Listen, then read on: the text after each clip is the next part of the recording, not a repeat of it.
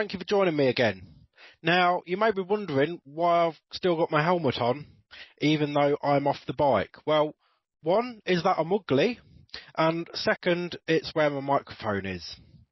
So today we're going to be going through the fear of riding, and specifically that is most common with going round corners. So that is what I have concentrated on today.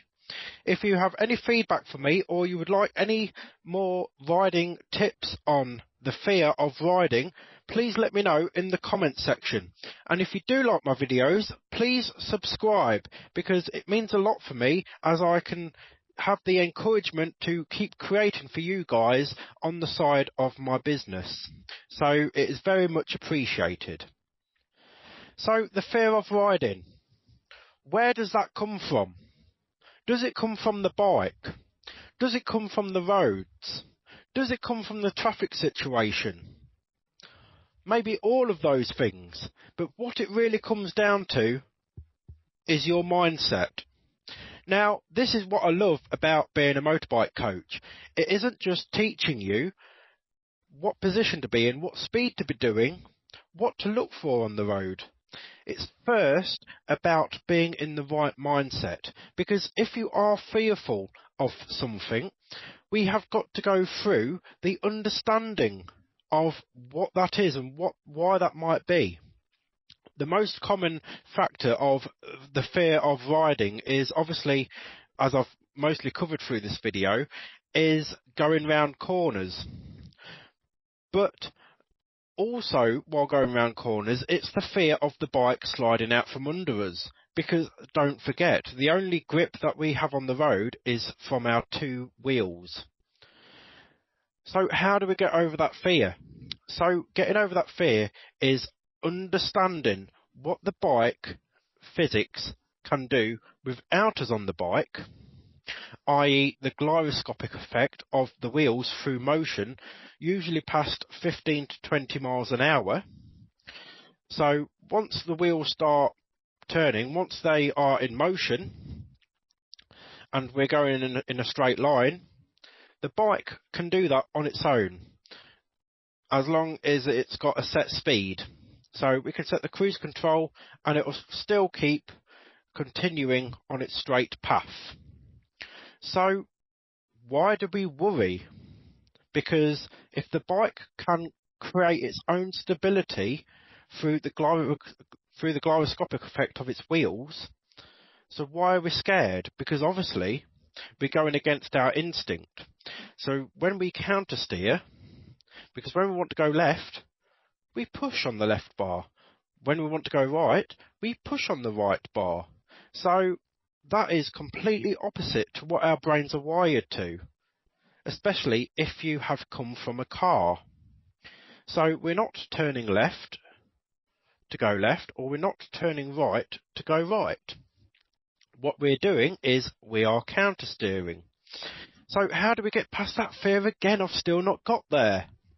So we get past that fear by firstly understanding things in stages. So we've understood what the bike can do without us on it. So what can the bike do with us on it? So what the bike can do with us on it is it can continue its journey going in a straight line. But we feel unstable when we begin to turn the bike and when it leans over. Because again, when we lean the bike over, when the bike banks over, our whole body goes with the bike. Well, yes, that's what does happen when we understand. But when we don't understand, the bike is leaning, but we are shifting all the weight to the other side. So we're counteracting what should be done. Okay, that's fine. That's fine. But let's start from scratch. Forget about that part. Forget about it. Let's start from scratch, right? So here's the bike. Here's the bike. Here's our body. When the bike banks over, our body follows it. See? Our bike follows it. Over to the left or the right, our body is also in sync with it. So we're stabilising the bike by keeping our body central. For normal riding, that is. Track riding, obviously, we get our knee out, we move all our body weight. But let's just talk in general. Let's go in stages here. We're starting from the very start to understand the principles of keeping our bike stable, and that is by the weight distribution and following accordingly with the bike. See, if you put some music to it, I could be doing a boogie, but I'm not, so keep on listening. So what usually happens with new riders or inexperienced riders, i.e. back to biking, you've been off the bike 20 years, you've just got back on the bike and you go around your first corner and whoa, what's happening? You know, that doesn't feel right inside. So your natural reaction while the bike's leaning is for you to lean the opposite way, but when you lean the opposite way, the bike weight transfer wants to go that way to get round the corner, but what you're doing is straightening up, which is counteracting what the bike wants to do, and that is the bike wants to go round the corner, but you're straightening up through instinct, making the bike straighten up, and all of a sudden you've run wide on the corner and you're in a field with all the cows. Hello, Daisy. So, the principles of the bike is to keep it stable, our inputs need to be smooth. And through being smooth, along with the controls of the bike, is also our body positioning, smooth movements. When we push on the bar, the bike leans, and so does our body. Our body leans with the bike. You see? Push. Counter steering, bike leans, so does our body. Our body goes with it. All while keeping our head up and looking where we want the bike to go. So, the bike's doing its own thing. I've just told you that the bike wants to go that way, but we are counteracting it. So, it's give and take. Let's work with the bike. The bike wants to go that way. That's where we want to go anyway, isn't it? We want to go around the corner, so why are we going to move our body the opposite side and straighten it up? So let's work with the bike. So we're going around a corner. Our body's leaning with it. But the next principle is, what are we looking at?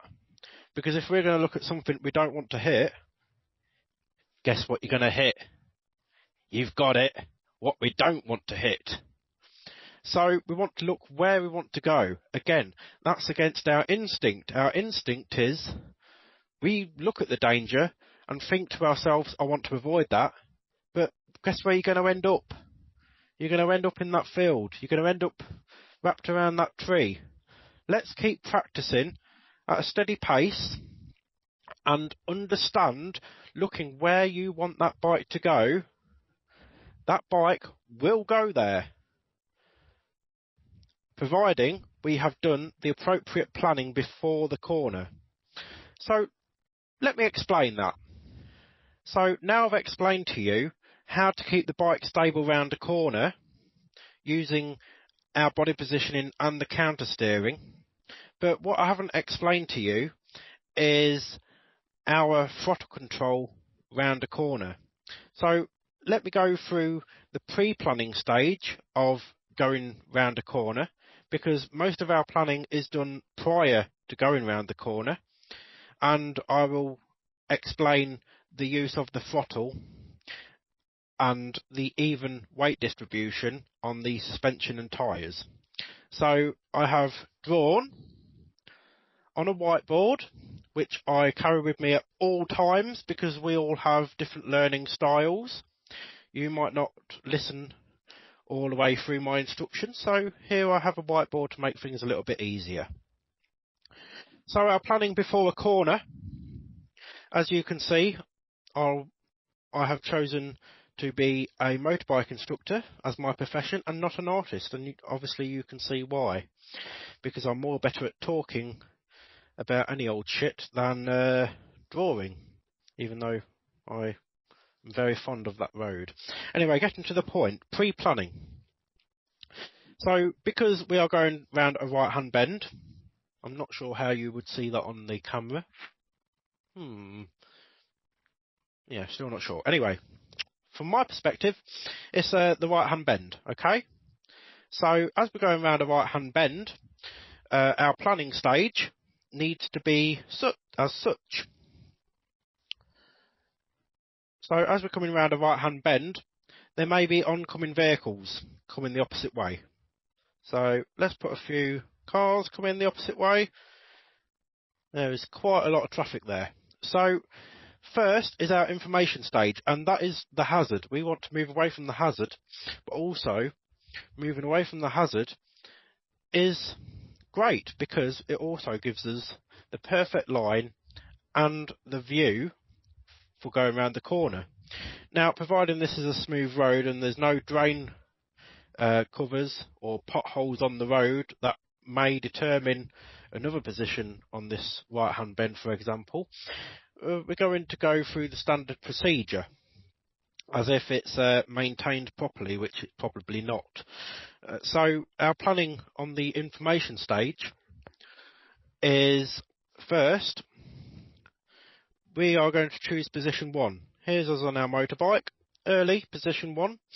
We have taken the information in. Now we've chosen the correct position, and as we approach this corner we can see our limit point. Now the limit point is the furthest interrupted view we have of the road ahead, or it's where the tarmac meets the verge. So in this case, our limit point here would be midway around the corner, which is here. So when we're here, the limit point will be here. Obviously, as we go round the corner, progress round the corner, that limit point will open up. But we're still at an early planning stage. So we've chosen our position, and we're choosing our speed approaching the corner. And now we're going to choose the appropriate gear to match our speed. And then next is our acceleration. So we've chosen the correct position for the corner. We've chosen the appropriate speed and the appropriate gear. Now we've set in our throttle to make sure it's nice and smooth as we go around the corner.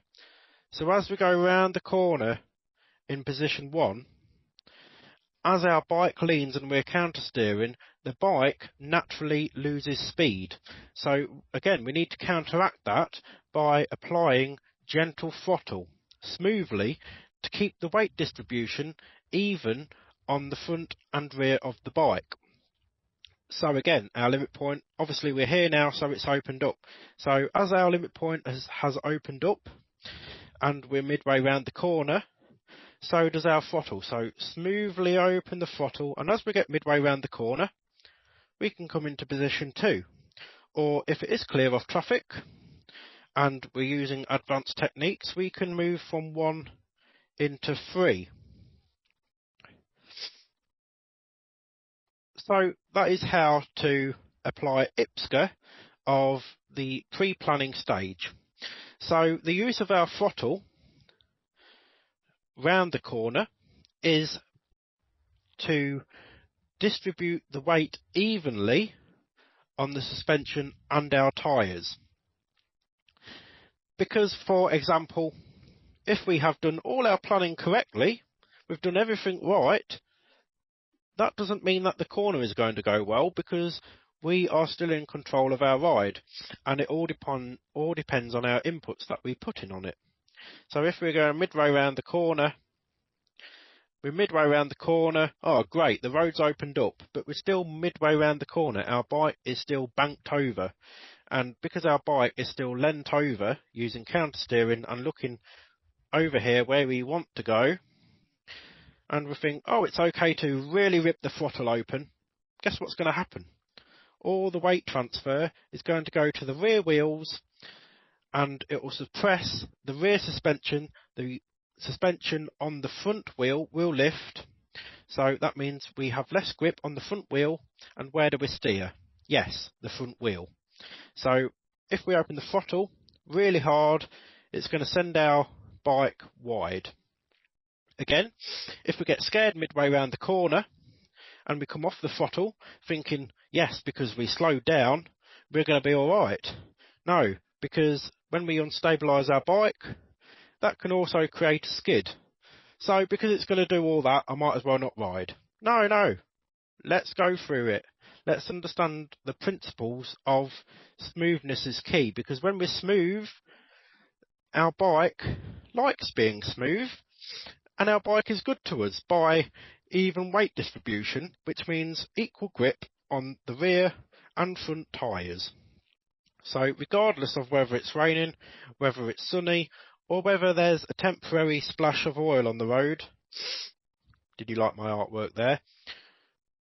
It may unstabilise the bike a little bit, but because we're still staying smooth, it'll regain grip, and we can continue on our way. So having that knowledge there and that understanding on how to apply our inputs round a corner through understanding the physics and the principles of how the bike will react to what we do, it's like a circle. If we connect the circle together of our full understanding, it'll go smoothly. So because we know that in theory, that means we can go out and ride perfectly. No, because then we've got to practice.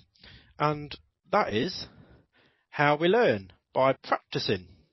Regardless of how you learn, by looking at pictures, listening to me talk, or you would like to read, regardless of your learning style, the same principle applies. Practice, practice, practice. So, where does an advanced riding coach come in? Well, you may watch my videos on YouTube and like or dislike the videos, your preference. So you can go and practice for yourself on the road. That is why I do these videos, because I want to help people that struggle to ride in every area, from basic to advanced level. But the purpose of me being there for you is being able to continually assess your riding and make improvements along the way. We've set a goal before the ride, we've set an objective, and we've also had a look where we want to end up at the end of this session. And I will continually assess my teaching method, your learning, to the lesson as a whole, and see where we are progressing through the lesson, because of course you're paying me, so you want to get the best bang for your buck. And me being a good coach, I'm always continually looking to develop my own teaching compared to your learning. So if my teaching isn't getting through to you, I need to quickly think on how to adapt that so the information will get through to you, because that's all it is, transfer of learning. You know, I've got the knowledge to pass over to you, so I need to make sure it sticks like shit. And usually that is wet it up a little bit, but we'll pretend you're not wet behind the ears, and we'll continue from there. So, yes, hopefully you understand the principles of me talking. If not, then please follow my ride. Hell yeah!